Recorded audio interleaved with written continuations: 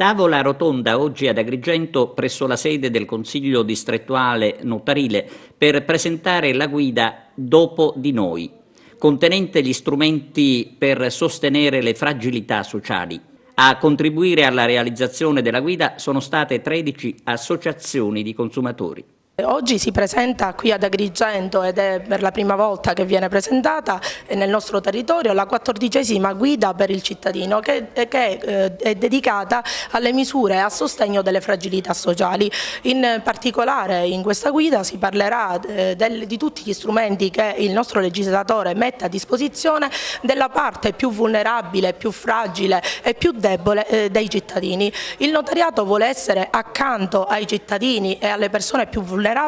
non solo dal punto di vista fisico ma anche dal punto di vista sociale e economico, e quindi siamo qui proprio per divulgare questa guida che rappresenta il punto di incontro e il culmine di una grande associazione che è stata e collaborazione che è stata promossa a livello nazionale tra il Consiglio Nazionale del Notariato e 13 associazioni dei consumatori e comunque tutto il mondo dell'associazionismo sociale.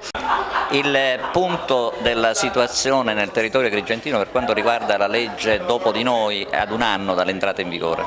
Ma intanto diciamo una cosa importante, questa legge nasce nel nostro Paese e conferma una evoluzione nel senso positivo del termine dell'attenzione verso le politiche sociali da parte del governo, anche su sollecitazione